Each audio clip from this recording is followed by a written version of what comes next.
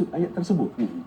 Dan untuk kita memahami lagi, ya, apakah maksud dan konteks ayat Al-Quran tersebut, tentulah kita mesti menghadiri kelas-kelas pengajian tafsir Al-Quran ataupun tadabbur Al-Quran.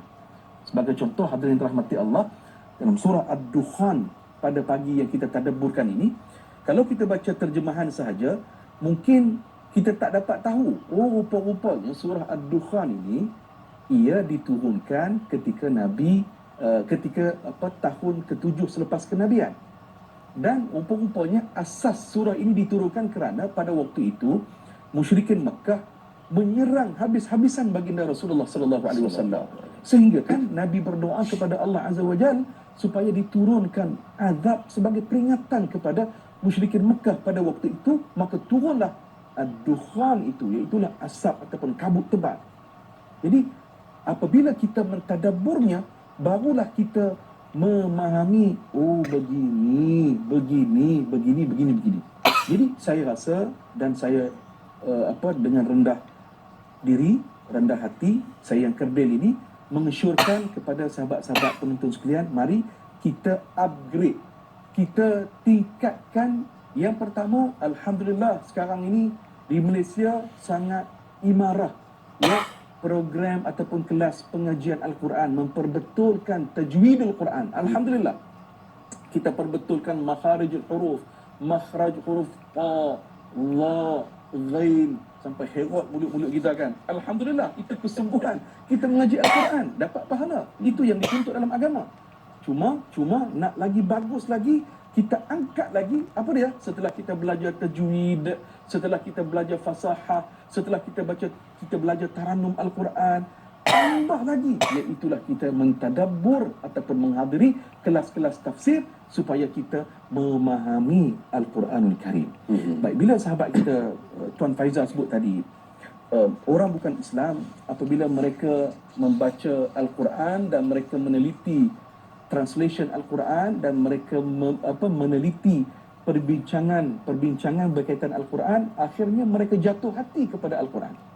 Sebagai contoh para penonton yang dirahmati Allah, kalau saya boleh sebutkan, seorang ateis ni kita fahamlah, maknanya dia tidak beriman dengan agama, tidak percaya kepada agama.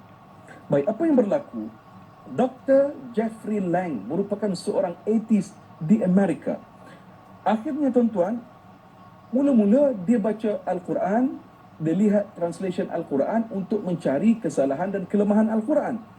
Akhirnya dia tak jumpa kesalahan Al-Quran, yang dia jumpa apa? Dia bertemu dengan hidayah Allah Azza wa Jalla. Masuk Islam Dr. Jeffrey Lang, satu contoh. Yang kedua, saya pernah sebut di pentas Tanyalah Ustaz ini, Dr. Gary Miller dari Toronto, Canada, seorang profesor dalam bidang matematik. Dia juga sama pada awalnya, nak baca Quran, nak cari kesalahan Al-Quran, tetapi tak jumpa kesalahan Al-Quran. Akhirnya bertemu dengan Tuhan, bertemu dengan hidayah Allah Subhanahu Wa Taala, masuk Islam Dr. Gary Miller, dan akhirnya dia tulis buku The Amazing Quran, The Amazing Quran. Dan akhirnya para penonton rahmati Allah, menariknya mereka ini mengkaji dalam surah An-Nur. Dalam surah An-Nur, kalau kita lihat di sini, surah An-Nur ayat 40. Surah An-Nur, dalam surah An-Nur, bagaimana Allah Subhanahu Wa Taala menceritakan di dalam samudra, ya, di laut dalam itu rupanya ada lapisan ombak lagi di bawah itu. Dalam Al-Quran menceritakan. Sekejap nanti saya cari surah An-Nur dan kita bacakan. Surah An-Nur ayat 40, bagaimana di dalam laut dalam itu ada kegelapan lagi. Ya, di dalam laut tersebut ada lapisan ombak lagi. Jadi secara dasarnya Al-Quran menyebutkan perkara itu. Jadi perkara ini dinyatakan oleh Dr. Gary Miller, dan akhirnya menyebabkan ada seorang lagi setelah membaca bukunya, dia tertanya-tanya, apakah Muhammad itu selalu ke laut? Maknanya ke laut itu maknanya pergi ke laut dalam, sehingga kan Muhammad membaca ayat ini mengetahui di samudra itu ada lapisan ombak lagi, ada kegelapan lagi di bawah itu. Apakah Nabi Muhammad pernah ke laut? Jawapannya tidak. Jadi barulah seorang lelaki ini yang bila dia baca buku The Amazing Quran tadi, dia kata sah Al-Quran ini bukan ditulis oleh Muhammad, bukan dicipta ataupun ditulis oleh Muhammad, tetapi Al-Quran ditulis ataupun Al-Quran merupakan ayat Allah Subhanahu Wa Taala. Jadi kalau pada hari ini tuan-tuan, lahirlah kita sebut sebagai ilmu sains samudra, ya, ataupun kita sebut sebagai oceanografi, ya. Jadi maknanya sains, orang-orang sains apabila mereka membaca Al-Quran, tentu sekali mereka berasa terkejut kerana secara dasar dan prinsipnya memang ada beberapa perkara penting telah pun dinyatakan di dalam Al-Quranul Karim. Itu belum lagi kalau kita bicara soal surah Al-Hadid.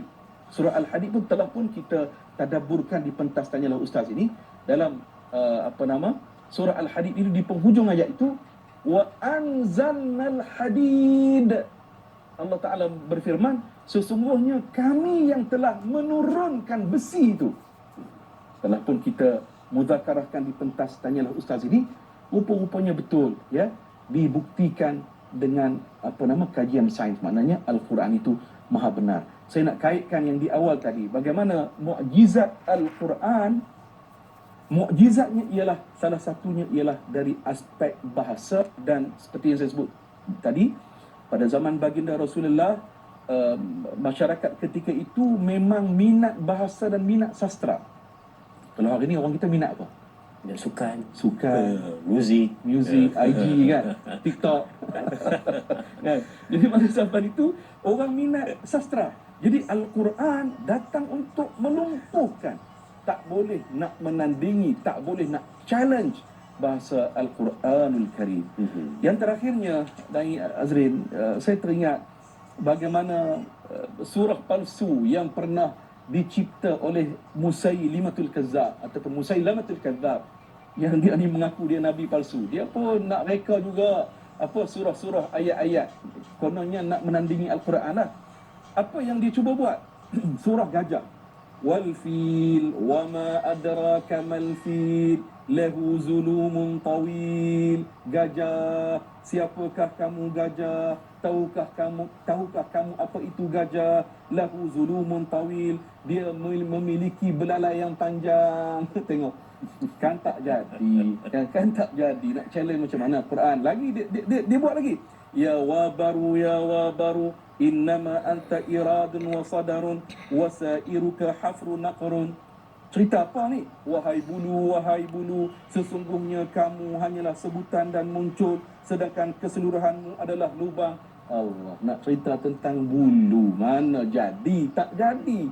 Surah ataupun ayat yang direka cipta oleh Musailamatul Kadzab. Tak boleh sama sekali nak menandingi Al-Quran kerana Al-Quran dipelihara oleh Allah Azza wa Jalla. Wallahu a'lam.